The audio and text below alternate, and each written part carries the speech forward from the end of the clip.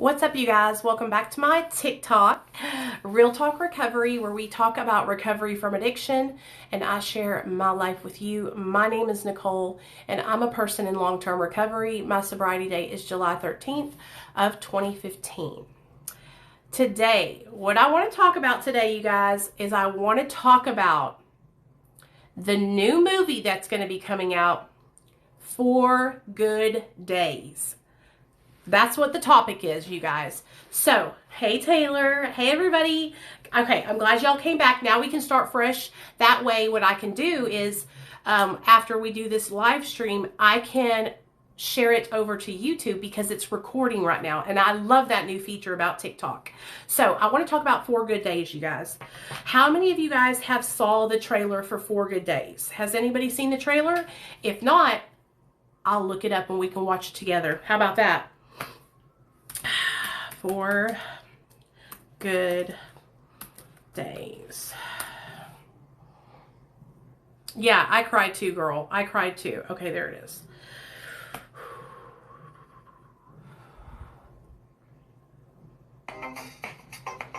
Okay, let me put the light on. My son.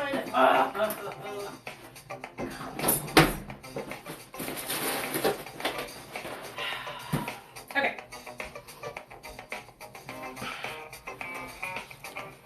Okay, I know, right? Okay, so I'm going to take you guys out of here and we are going to watch the 4 Good Days trailer and then we're going to discuss it, okay? So, here we go. Can you guys see good? Opioids have a 97% relapse rate. You have gone through this 15 times. Do you know what an opiate antagonist is? No. It's a shot we give you once a month. This shot essentially makes you immune to getting high. Is it safe? Are you kidding me? Now all of a sudden your body's a temple? You have to be clean for at least a week. 4 more days, seriously? Tired of what we've been through. I'm scared for you whenever she's around. Who was that? If I wasn't a junkie, would you even ask? Probably not. Whenever I've decided to re-engage with her, I've always done it with my eyes wide open. So you feel like you've run out of hope. Please, I can't do this. Yes, you can. You wanna give up the fight. Mom, how is she? She sits around smoking, twitching, and I am there watching her like a hawk and pretending that I'm not. That part right Almost there? 1 day down. 3 more to go. When you think it's the end of the road. I'm so sorry. Wish I'd been around. You should have been. You think it's my fault that you're an addict? Oh my God. It just goes on and on. I am so sorry that my drug addiction is so incredibly difficult on you. Sometimes I get the feeling that I don't want to love her anymore. When you think it's the end of the road. Do you know how many times that I have told myself that I'm not going to steal to get high? Someday I want things to be easier for her. That I'm not going to lose custody of my children to get high. When you think that the mountain's too high. Oh, please make it stop. What does it take to get seen? And you'll never get through. I'm so sorry, Mom. If there's anyone who has the strength to break free of this, it's you. I really believe that. I'm proud of you. Somehow you do. Whew. Okay.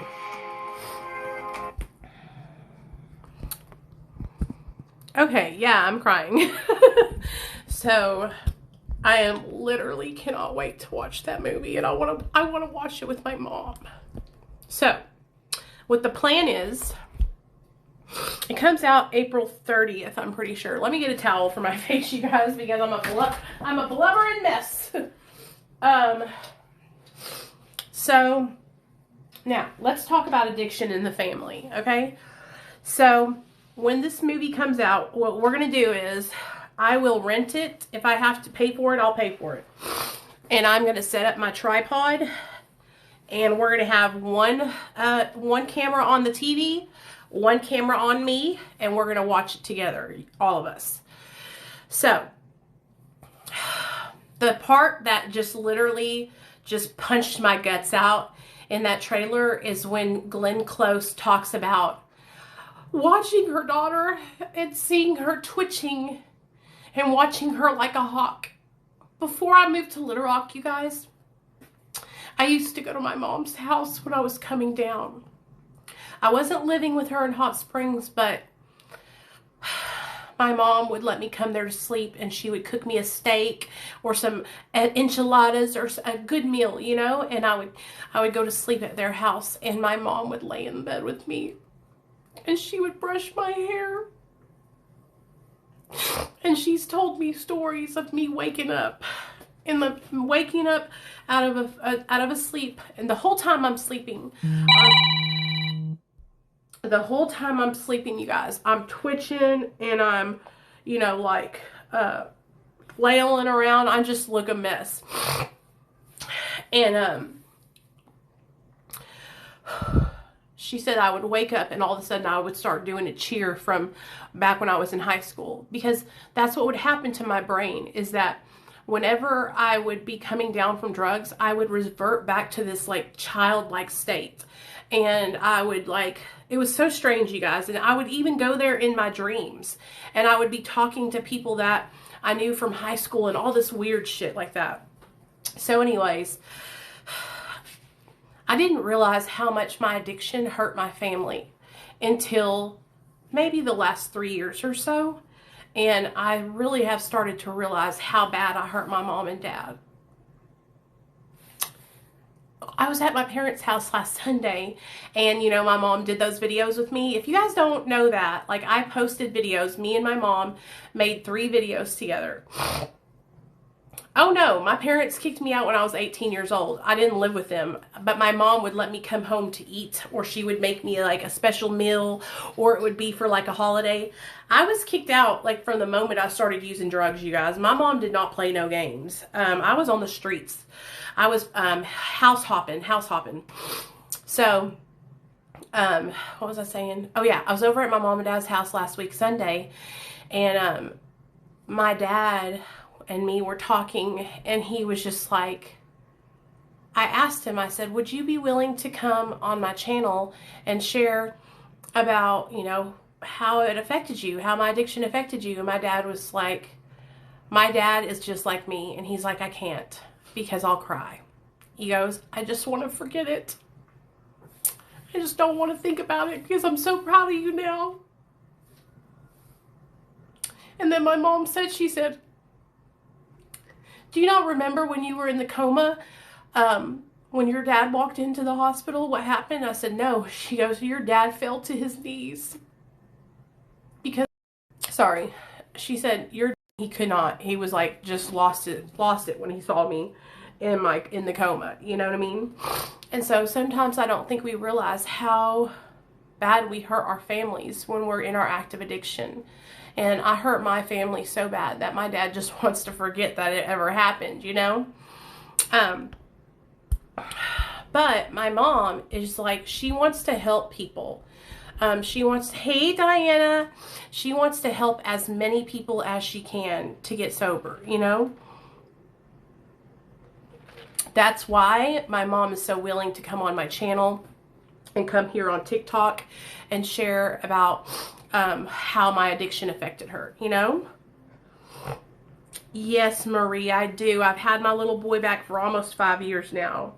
In fact, me and my husband, we were driving back from the movies today, and we were in this part of town where my son used to stay when he was in foster care.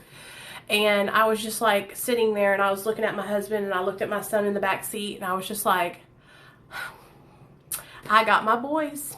We're all together now, you know? I can't imagine being without my family. And honestly, I understand that addiction is such a strong thing, and I do understand how it all happened. I know I got so deep into the cycle that I couldn't see the light at the end of the tunnel. I had lost hope for myself. I thought that I was unable to recover. I had given up on myself. I had said, you know what? I'm not going to make it. I'm not going to be able to get my life back, you know? Well, Marie, I'll tell you this. Whenever my son got taken away, I used that pain to push me to work my ass off to get my son back. I hit the pedal to the metal and I started focusing on my sobriety and focusing on doing everything they told me to do. Okay? So don't let that sadness overwhelm you. Use that shit to push you to move forward. Okay? Because here's the thing, okay? When we're having a pity party and we're feeling bad for ourselves and we're crying, we're not getting anything done, okay? We're not getting anything done. Crying, you're not going anywhere. Get up, wipe your tears off, and get to moving, girl. You need to be writing down all the information you can get, anybody you can get that will help you with your recovery. You need to find a sponsor. You need to find a mentor. You need to find an accountability partner. You need to have a therapist. You need to have a counselor. You need to go to parenting classes. You need to be making sure that you're gainfully employed, making sure that your house is all straightened up, that you got a room for your kid, that you got viable transportation. You got to get to work and start knocking that shit out, because baby, it's going to be like, and you're going to wake up and a year will pass by. And that's what happened to me. I woke up and a year had passed, you know, and thank God I had just been putting my pedal to the metal. You got to do whatever it takes, okay? If CPS had told me to run outside, grab some dog shit and wipe it on my cheeks, I would have ran outside, picked up some dog shit and wiped it on my cheeks. You know, like I was going to do whatever they told me to do to get my son back. And that's what you got to do too. Okay. So, anyway, with families in addiction, I watch a lady on here. I know y'all know who she is. Yes, it took me 10 months, but I got my son. I had him sleeping over by the 9-month mark, but I still had to get custody and it was closed out at 1 year. So it was 1 year mark. It got closed. There's a lady on here, her screen name is Scrub in Addiction, and her daughter is in active addiction. And if you guys are struggling, she is struggling too. And so when I see mothers whose sons or daughters are in active addiction, my biggest suggestion to you mothers who have kids that are struggling with addiction is to connect with other moms that are going through the same thing you're going through. Also, you have got to learn to disconnect from your addicted loved one, because they will suck the life out of you to where you can't even live anymore. Like they will, I don't want to say they'll ruin your life, but they'll ruin your life. They will make it to where your life is just being lived to serve them. Okay, that's why my mom and dad put down the hammer with me, because they weren't going to live their lives to serve me. And I was being selfish, self-centered, and self-seeking. And so my mom and dad said, no, this is the route you want to choose, then this is the route you're going to go on your own. We're not going to be here for it. We're not going to co-sign your bullshit. It got so bad after I went into that coma, you guys.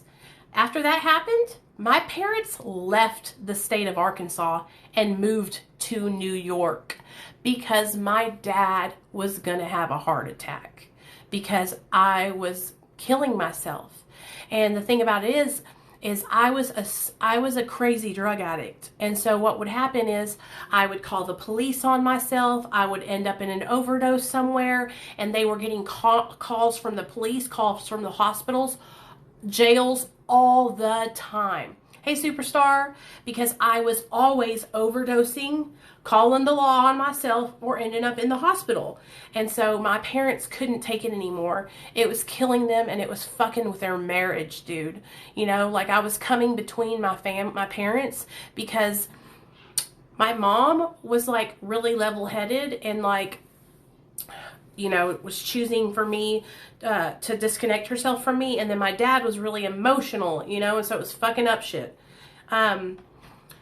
I have always gone to treatment on my own. Only one time, and that was the first treatment center I ever went to, was I covered on my parents' insurance. And that's because I was under the age of 26 when I went to my first treatment center.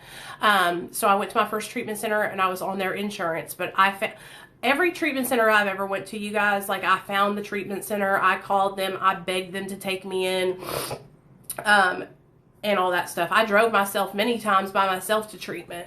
One time I drove myself all the way to Little Rock and I crawled up the concrete to the front door of the treatment center because I was so high on Xanax bars. I had taken like 12 Xanax bars and drove from Hot Springs, Arkansas to Little Rock, Arkansas, and crawled on the concrete up to the fucking treatment center. They let me in, they processed me, and then it was time to go outside and smoke cigarettes with all the girls. Well, I'm laying out there on the concrete with suntanning like I'm this Queen of Sheba, smoking my cigarettes, high off Xanax bars. You know? You guys, I've never, Sybil, just so you know, like I've never had anything handed to me by anybody. I've always worked my ass off to get everything I have, whether it be going to treatment, getting my own car, house, credit, clothes. My parents have never just given me anything. I don't come from a wealthy family. My dad was a postmaster of a post office, and my mom was a teacher at a developmentally delayed school that helps kids that have delays. So I have always had to work hard for my stuff. No one has ever given it to me. I'm so sorry, superstar. Yes, Charisse, did you watch it? Oh, thank you, girl. I appreciate you. I need to redo it, don't I? Because that was such bad quality, but I think I just did. I feel like I was so, like when I do takes like that and they're just like, they're coming out and they're just so raw and just, how do I say this, authentic at that time, I don't want to go back and change it. You know what I mean?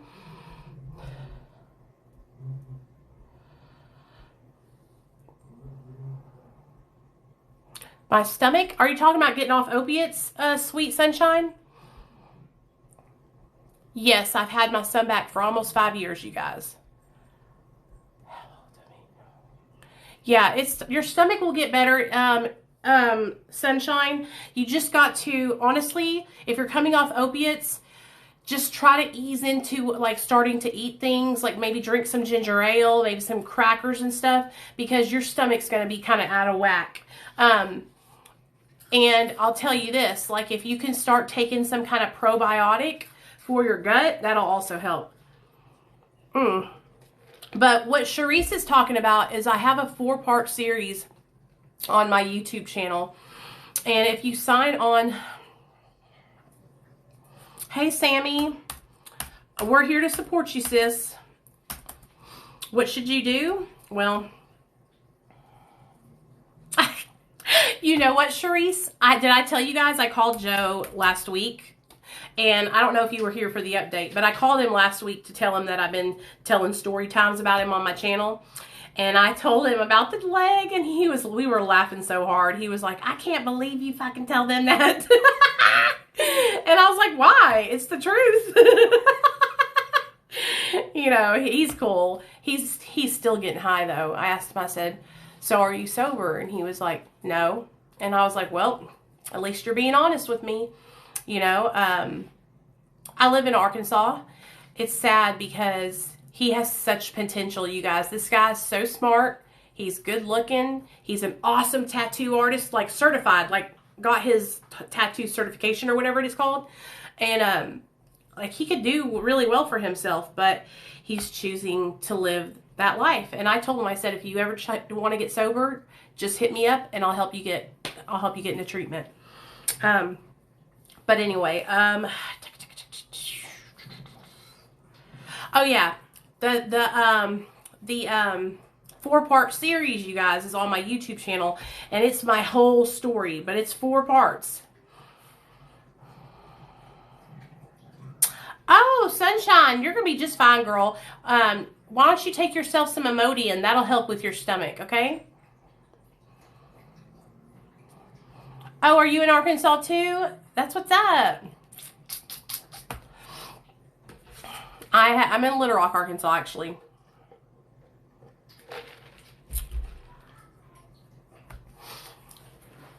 Okay, so do any of you guys have any questions about family and addiction? Do you guys have any questions? Oh, you're from Jonesboro? So is Joe. You guys, Joe, the guy that we were just talking about, is from Jonesboro. Do any of you guys have any questions about, like, anything, like, that you need help with, or that you have questions that, I don't know, a suggestion that you need or anything, or just questions in general? You know, I like answering questions. I'm pretty good at doing that. I'll tell you this much too, you guys. Like, my mom and dad would ask me, they would say, when are you going to stop? When are you going to stop, Nichole? When are you going to get sober? Why can't you just stop? Why can't you just stop? And I remember getting so upset with my dad because I was just like, Dad, you don't understand. It's not that easy, you know? It's not that easy to just stop. And it was just the hardest thing, you guys. It was the hardest thing to talk to them about, you know? Because my dad just didn't understand it. Ben is back. I'll have to look at that. I've never seen it. Were they upset when you lost custody of your son? So, Sybil, my mom and dad, when I lost custody of my son, they were living in New York, like I told you guys, okay? And so I called my mom and I said, Mom, Nate got taken away. I called her the moment it happened, okay? And of course they were devastated. My mom was crying. My dad was upset, you know, but what could they do? You know what I mean? My mom was just praying over me, praying over my son, and all this stuff, right? And so, yeah, they were upset. My dad said that to me so many times. He's just, yeah, my dad does, and my dad means well when he says that. What's up? Pray for our country. Ask away. My family still looks at me as unstable, even though I've been clean 5 years. Any suggestions? Amelia. So, what your family thinks about you shouldn't matter. It's not your business, okay? And I mean this in a loving way, girl. Don't even take it like I'm being mean, because I'm not. Don't worry about what they're thinking about, because you know what? You cannot change their mind. The only thing that you can do is live sober. The only thing that you can do is keep making good choices. Eventually, they'll come around. And if they don't, you know what? Fuck them. Some families are so sick and they get so sick with the addict and they don't want to heal because it's easier to blame the addict than to look inside themselves and take any ownership in any part they might have had. And I'm not saying that moms and dads cause our addictions. No, that's not what I'm saying. But for a mother or a father to heal, okay, if they have a daughter or a son that's addicted to drugs and the son or daughter gets sober, they have to start healing for themselves and disconnecting and having their own life and detaching. What happens is our parents get connected to us to where they're codependent to us in our addiction. And it's easier to live their lives coming to our rescue and fixing us and saving us because then they don't have to look at themselves. Maybe they have some fucked up shit going on in their own life. Maybe they're depressed. Maybe they're struggling. But when you were fucked up and you were getting high, that distracted them from what was really going on in their own life. So if they don't see that you're doing well and they're not coming around, then don't worry about it. Just keep doing what you're doing.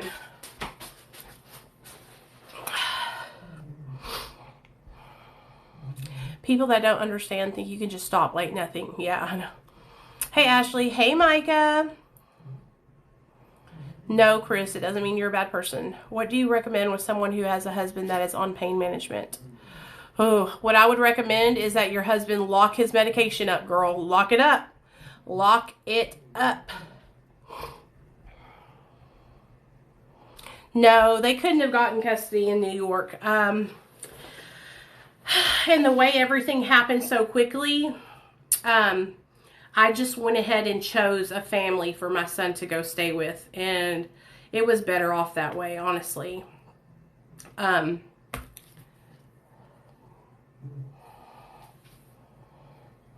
Oh, thank you, Shannon. I appreciate that, man, for real. Chris, I support you in that. You know, I tried medical marijuana. I put up a video about it the other day, and I'm still experimenting, but I tried edibles, gummies, and they didn't work for me. I built up a tolerance to them too quickly. So I'm going to try something different. I'm going out to California, and I'm going to talk to some people out there that like grow marijuana and stuff, and I'm going to do some real research and stuff like that and see what happens. Yes, he lived with the same family for that year, with a foster care family. Well, no. At the beginning, he was shuffled between 3 different places in a respite care home. But then they finally found him a place to go. They didn't have anywhere for my son to go when they took him away. And that's the bad thing about CPS here in Arkansas, is a lot of the times they don't even have somewhere for the child to go, because there are kids getting taken away every single day, all the time, you guys. And so, it's sad. Did you guys, oh, and just so you guys know that people that are coming in here, we just got done watching the trailer for 4 Good Days. And when we watched the trailer, I don't know if you guys have seen it yet, but if you haven't watched the trailer for 4 Good Days, please go watch it, you guys. Hey, Mindy, I love you too. Hey, Mindy, I was going to message you. I don't know if I have already or not, but I was going to ask if you ever want to come on to my YouTube channel. I would love for you to come tell your story. So if that's something you think you'd be interested in doing, let me know, because it's super laid back. It's just like kind of like a podcast style thing, and you would be on the screen and I would be on the screen.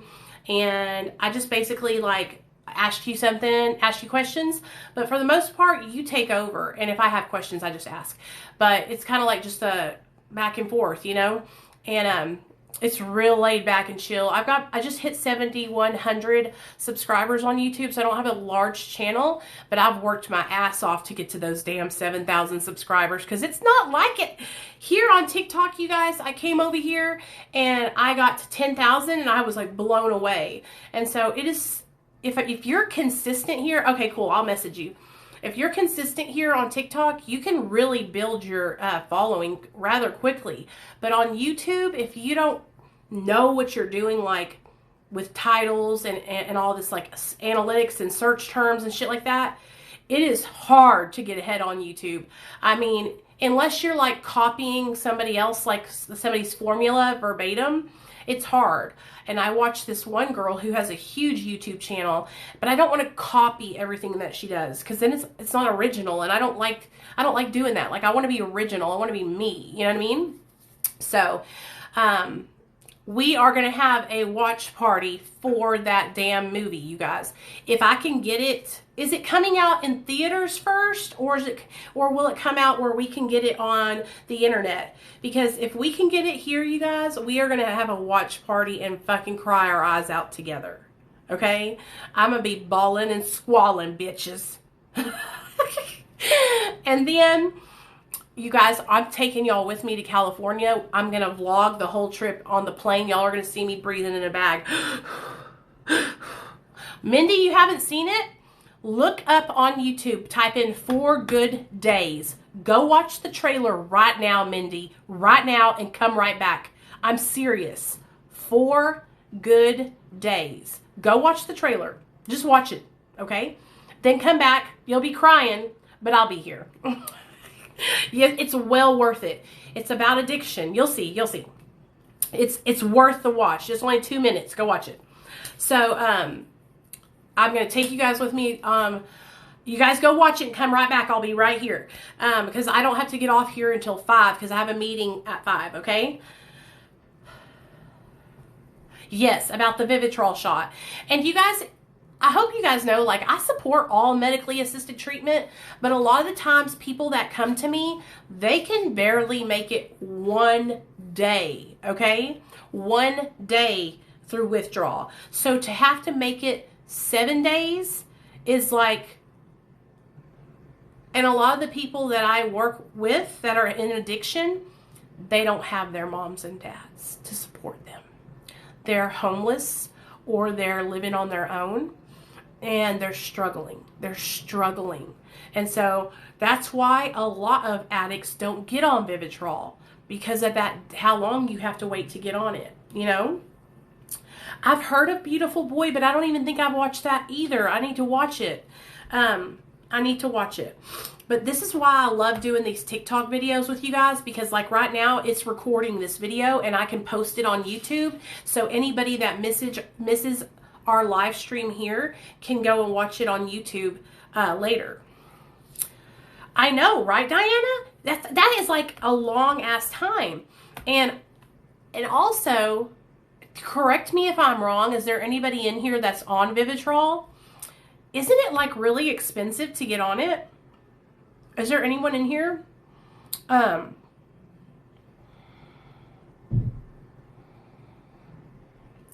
Because I feel like without insurance, it's like hella expensive. But I'm not sure. Anyway, when I think back to whenever I got on Suboxone, I could have gotten on Vivitrol, but they didn't even tell me about Vivitrol, you guys. Isn't that crazy? No. Yes. Okay. So Jay, that's what I thought. I thought it was expensive. And that's the thing, like, I'm not trying to be funny or anything, you guys, but a lot of people, they'll tell me, well, you would spend that much on dope. You guys, I know that, but I want you to think about you when you were desperate at the end of your rope. Okay? If you went into the doctor and you're like, okay, I'm getting on fucking methadone today. And then they looked at you and they said, oh yeah, you can't get on today. You have to wait 7 days. You tell me you wouldn't be like, fuck it, I'm going to get high. Okay? That's what happens. I work for a Suboxone doctor. Okay? I work with new patients every single day. I have to literally call them and check on them and remind them so that they don't miss their appointment, so that they don't forget to come in and get their medication. That's because these people are an active addiction, okay? If I don't stay with them, they won't show up. A lot of them will not show up, okay? If I don't, then if I don't stay connected with them, they'll fall off and relapse,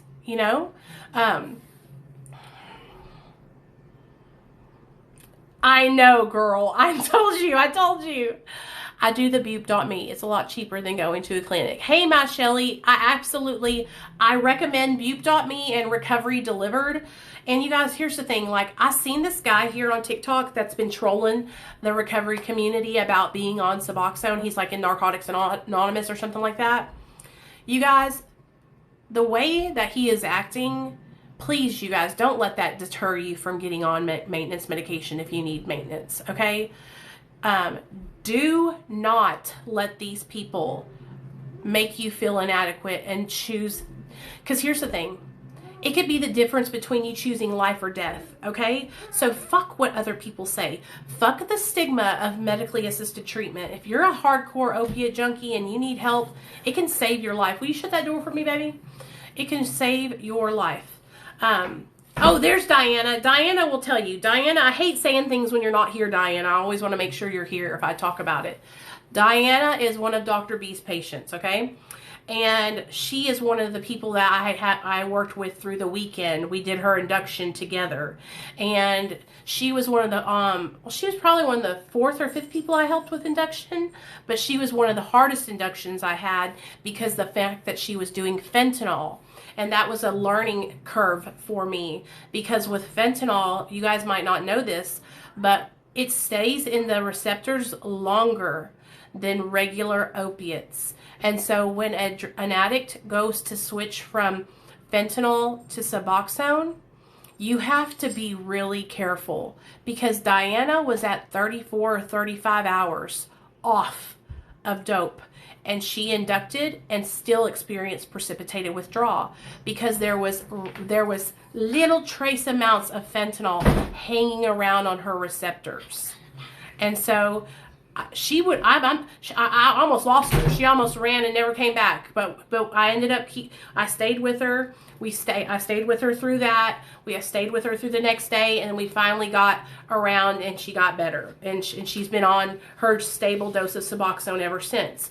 But like, this is like, doctors don't even, a lot of doctors don't know this, you guys.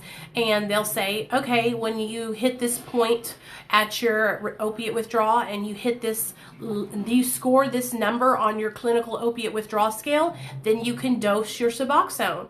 Well, by all technical stuff, she had hit that score on her cows, right? But she still experienced it, and that's because that damn fentanyl, man, it's like sticky and it just hangs on there. Is CPS allowed to ask about taxes when my kids are due to come home for good this Friday? I don't know. I don't think. Why would they ask you that? Hey Angel Mama, y'all go give Angel Mama a follow. She's awesome. She actually lost her daughter to this disease of addiction, and she made her whole TikTok is about sharing about addiction and how it affects people's families. She is living proof of what happens when a person struggles with addiction. Her daughter passed away, and her daughter's baby. Her daughter was pregnant when she passed away. So if you're a mom who's struggling and your daughter or son is in active addiction, this lady right here, you can connect with her and she can help you through your time because she's been there.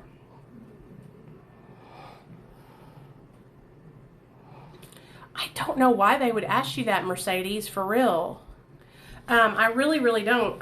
Honestly, I don't. I'm sorry. You know, CPS is a dog, man. I'm telling y'all right now. I'm going to tell you this right now, like, I don't wish that on anyone. And so I don't want anyone to have to experience Child Protective Services because it was a horrible experience. Hey, Hot Mess Jess. Am I really? What's up, everybody in the car?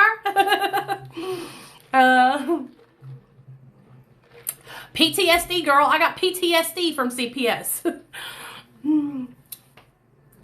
So I just want everybody to know, like, for the longest time, you guys, before I got on Suboxone, listen to me, okay? I was shooting meth. I was shooting coke. I was smoking and shooting crack. I was shooting heroin, fentanyl, Dilaudid, anything I could put in a syringe, okay? But I was hardcore addicted to meth and opiates. Don't ask me why I was addicted to uppers and downers, because I just don't even know why. I am such a junkie that, like, I had this, like, weird justification that I would use meth and I would stay up for days, okay? And then in my little mind, I would think, well, you know, I need to get some sleep, so I'd bang a couple Roxy's, you know, trying to bring myself down and take a couple Xanax bars. So I had a really, really bad habit with opiates and meth and benzos. And so I had tried to get sober through AA for 10 years, and I kept failing, man. I kept relapsing, man, and I couldn't figure out what was wrong with me. Am I broken? Like, why can other people get it and I can't? You know what I mean? And it's still to this day, sometimes I look at people who have gotten sober who I know were just as bad as junkies as I was, and they got sober through abstinence, and I think, what's wrong with me? You know what I think it is? I think that my brain was already damaged before I ever started using drugs because I struggle with mental health, mental illness. And so I think that those of us who have needed Suboxone or methadone or whatever to aid in our sobriety, it's because we have mental health issues. We have mental illness, and that I think that addiction has just ramrodded our fucking brains to the point where I don't even know if my brain will ever heal to the point where it was before I got high. Okay? Over on YouTube, J-Ship, the trailer is on YouTube right now. I don't know if I'll ever be to where I was before I got high, okay? I struggle every single day with menial tasks, energy, I feel ugly. I look at myself in the mirror and I look and I say, you're so fat. You could lose all this weight. All you need to do is just get a little bit of meth. Just shoot a couple, bags of meth for a couple of weeks, and you will be so skinny in no time, Nicole. Nobody will know. Nobody will know, because I look at myself and I judge myself. I judge myself for gaining weight. I judge myself because I hear the naysayers and the trolls that make fun of me and say, you're lazy. You fucking just eat all the time. Look at that tooth in your mouth. Why don't you get it filed down? You say you're going to do stuff, but you never do it. Because I have people that have came for my jugular, dude. Just fucking trying to hurt me and make me doubt myself. You know what I'm saying? And I have to, especially here on YouTube when I'm looking at myself, or on TikTok, the thoughts are going through my mind and going through my mind. But then I'm like, and I like smack myself out of it. Or my son will come and I'll see my little boy's eyes, and then I realize, like, you know what? Fuck it. You know what? This is the point where I'm getting to, okay? I'm getting to the point with my weight, you guys, where I'm either going to lose weight naturally because I'm happy and I'm eating less and I'm doing more activities. And that's it. Because I am tired. I'm tired of trying to find some magic pill or some fad diet or some keto or some no sugar or some this or that or this or that, or eat this collagen stuff or come join Beachbody. Like, I'm tired of all that. I'm tired of it. I can't do it anymore. And so this is going to have to happen because I'm choosing better life choices, because I'm healing, and which I'll tell you this, things are changing in my life because I'm starting to feel better mentally. The seasons are changing. When the sun starts coming out like this, it's like the veil has been lifted. I don't know if you guys are like this, but I am. What baby? Yeah. Okay, I will. When the sun starts coming out, it's like I start to feel like I'm actually getting out of a depression. And that's what I feel about, how I feel. I feel like I'm coming out of it, and I know this is going to be it. Like, this time of the year is where I start to get out. Me and my little boy, like he just said, let's go for a walk. Okay, we're fixing to go for a walk, y'all. And we're going to go for a walk. He also wanted me to tell you guys about the guy that almost hit us head on today when we were coming we were driving out of our road, and this guy was driving towards us, and my husband, the guy was just coming straight at us. And so my husband swerved, and the guy was literally about to hit us head on because he was watching somebody else. Go ahead, say, you tell him. Dad swerved this way, and then the other dude swerved that way too. Yep. And then his, the rim of his car almost hit us. True story, y'all. True story. So I'm just getting to a point where it's going to be something that happens naturally, and I cannot focus and let it suck my life out of me, because I will get so unhealthy with it, and I will just be obsessing and obsessing and obsessing and obsessing and obsessing. And that's the kind of eating disorder I have, is this, it's a binge eating, to where I obsessively binge and eat and eat and eat, or I will restrict myself from eating. But it's been, since I've gotten sober, it's been more on the binge side. When I was in my active addiction, it was more on restricting side. And so, man, it just sucks, dude. I've struggled with this all my life. Even before I started using drugs, I struggled with my weight, you know? I know, Mindy, I watch all your videos, and that's when I saw you talking about because I could totally, absolutely 100% relate.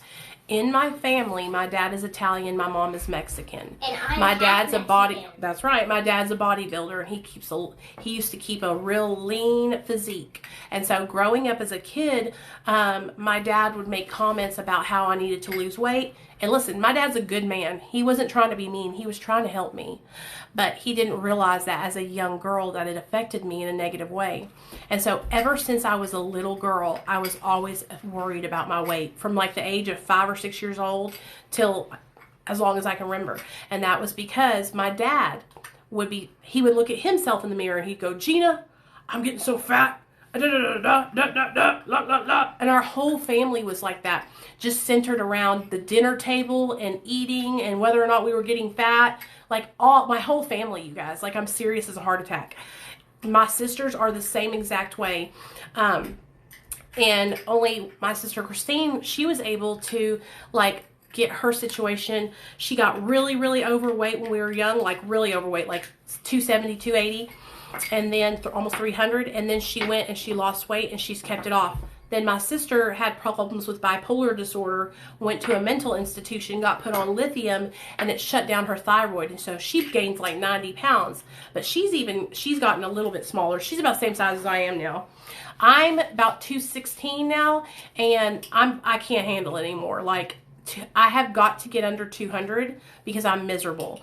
When I'm like at 170, 160, I feel my best. But right now I feel lethargic. Anyway, I'm not going to keep y'all here all night about it. So are we going walking? No, I have to do a meeting with Dr. B and then we'll go walking.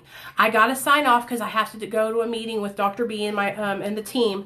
But I will be live tonight at 8 if y'all want to come hang out. And I love you guys. I love all y'all. Y'all are the bomb. I love hanging out with you guys. I really appreciate you guys, you know? I know, right?